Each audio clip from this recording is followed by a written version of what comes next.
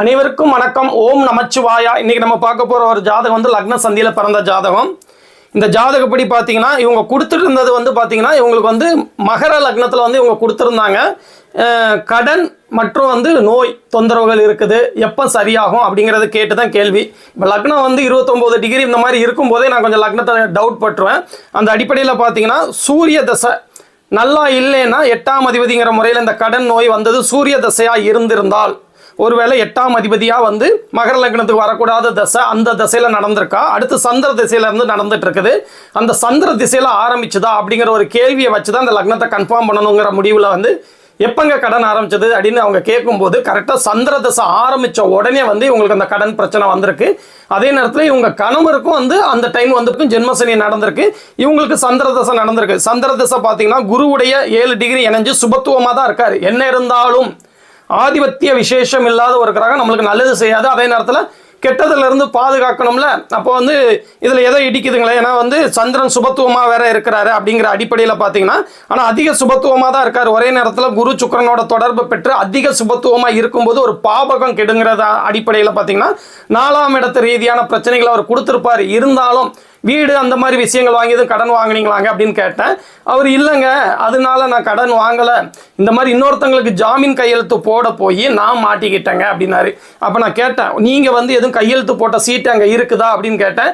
சீட்லாம் இல்லைங்க, நான் பேங்க்லலாம் கடன் வாங்கலை, இன்னொருத்தவங்க பேரில் வந்து நான் சொன்னது மூலியமாக கொடுத்தாங்க, அவ்வளோதான். நான் வந்து ஆனால் கையெழுத்து எதுவும் போட்டு கொடுக்கல, எந்த அத்தாட்சியும் இல்லை அப்படின்னாங்க. அப்போ நான் சொன்னேன், உங்களுக்கு ஆதிபத்திய விசேஷம் இல்லாத கும்பராசிக்கு, அதாவது கும்ப லக்னத்துக்கு வரவே கூடாத சந்திர தசை பிறந்தது தான் ஹெல்த் இஷ்யூஸ் இந்த மாதிரி கடன் பிரச்சனைகள் வந்து நீங்கள் சிக்கியிருக்கீங்க. ஆனால் நேரடியாக அவர் வந்து பாவத்துவமாக இருந்திருந்தாருன்னா தீராத வியாதிகள் கடனால கடுமையான பிரச்சனைகளை வந்து கொடுத்துருப்பாரு. என்ன இருந்தாலும் சுபத்துவமாக இருக்கிறதுனால மருந்து மாத்திரைக்கு கட்டுப்படக்கூடிய நோய்களை தான் கொடுப்பார். அப்படி ஒன்றும் பெரிய நோய்கள் நெகட்டிவாலாம் கொடுத்துட மாட்டார். அதே நேரத்தில் இந்த கடன் பிரச்சனையும் பார்த்தீங்கன்னா நேரடியாக எந்த விதத்திலையும் நீங்கள் பாதிக்கப்பட மாட்டீங்க. ஏன்னா எழுத்துப்பூர்வமாக இவர் வந்து எந்த விதத்திலையும் சைன் போடலை, ஒன்றும் பண்ணலை.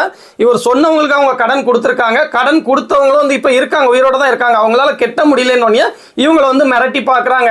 இது வந்து லீகலாக நீங்கள் மூவ் பண்ணுங்க, அப்படி ஒன்றும் பெரிய நெகட்டிவ்லாம் வந்து நீங்கள் சந்திச்சிட மாட்டீங்க, லீகலாக வந்து நீங்கள் மூவ் பண்ணுங்க அப்படின்னு வந்து நான் சொன்ன ஜாதகம் இதுதான். இந்த சுபத்துவ பாவத்துவ அடுக்குகளின் விளைவாக நடக்கிறது. இதே இது சந்திரன் பாவத்துவமாக இருந்தால் இவங்க நேரடியாக சிக்கி கடன் பிரச்சனைகளை கடுமையான விளைவுகளை சந்திச்சிருப்பாங்க. சுபத்துவமாக இருக்கிறதுனால 6ஆம் ஆதிபத்தியத்தை கொடுத்தாகணுங்கிற அடிப்படையில் வந்து மன உளைச்சல்களை கொடுத்தா கூட நேரடியான கடன் அப்படிங்கிறது வந்து இவங்களுக்கு இல்லை அப்படிங்கிறத தெரிஞ்சுக்கிடணும். இதே நேரத்தில் வந்து இவங்களுக்கு வந்து சந்திர திசையில் ராகு புத்தி நடக்கும்போது லக்னத்திலேயே ஒரு பாவத்துவமாக உட்கார்ந்து இருக்கிறதுனால கொஞ்சம் கவனமாக இருக்கணும். இவங்களோட லக்னத்தை கன்ஃபார்ம் பண்ணுறதுக்காண்டி லக்னத்திலே ராகு உட்காந்துருக்காரு, புதன் திக்பலமாக இருக்காரு, அதே நேரத்தில் சனியோடைய பார்வை வேற இருக்குதுங்கிற அடிப்படையில் வந்து நீங்கள் வந்து கொஞ்சம் ஸ்லோவாக இருப்பீங்களாங்க. கும்ப லக்னத்தோட குணமே வந்து ஸ்லோ தான், அதில் சனி வேற தொடர்பு கொள்ளுது அப்படின்னா ஆமாங்க நான் உண்மையிலேயே வந்து கொஞ்சம் ஸ்லோவாக தாங்க இருப்பேன் அப்படின்னு சொல்லி சொன்னாங்க. அதே நேரத்தில் ராகு புத்தி வரும்போது சந்திர திசையில் ராகு புத்தி வரும்போது அந்த பாவத்துவ ராகு லக்னத்திலே தொடர்பு கொள்றதுனால கொஞ்சம் நெகட்டிவான எண்ணங்கள்லாம் கொடுப்பாரு, கொஞ்சம் கவனமாக இருங்க அப்படின்னா ஆமாங்க இந்த சந்திர திசை ஆரம்பிச்சதுலேயே வந்து கடன் பிரச்சனையில கடுமையான இதில் மாட்டி சூசைட் பண்ணலாமா அந்த அளவுக்கு நான் வந்து போயிட்டேன் அப்படின்னாங்க. இந்த ராகு லக்னத்தோட தொடர்பு கொண்டு பாவத்துவமாக நடக்கும்போது இந்த எண்ணங்களை கொடுப்பாரு. நீங்கள் வந்து முன்னக்கூட்டியே நான் சொல்றதுனால கொஞ்சம் கவனமாக இருந்துக்கோங்க, அந்த மாதிரிலாம் போகாதீங்க. பெரிய நெகட்டிவ் எதுவும் சந்திர தசை வந்து செஞ்சிடாது. 6ஆம் அதிபதியாக அவர் இருக்கக்கூடாத தசை தான், அதாவது கும்ப லக்னத்துக்கு வரக்கூடாத தசை தான். என்ன இருந்தாலும் சுபத்துவமாக இருக்கிறதுனால அப்படி ஒன்றும் பெரிய நெகட்டிவ் கொடுத்துட மாட்டாங்க. தைரியமா இருங்க, லீகலாக மூவ் பண்ணுங்க. எந்த விதத்திலையும் நீங்கள் பேப்பரில் வந்து சைன் போடலைங்கிறதுனால லீகலாக மூவ் பண்ணுங்க, நல்லதே நடக்கும் அப்படின்னு சொல்லி ஒரு தைரியம் கொடுத்து அனுப்பி வச்ச ஜாதகம். அதே நேரத்தில் வந்து கும்ப லக்னமாக இருக்கிறதுனால இந்த சனியை வலுப்படுத்துறதுக்கு சில பரிகாரமும் சொல்லி அனுப்பி வச்சேன். இதே மாதிரி இன்னொரு நாள் ஒரு நல்ல ஜாதகத்தோட வந்து நான் மீட் பண்றேன். ஓம் நமச்சிவாயா.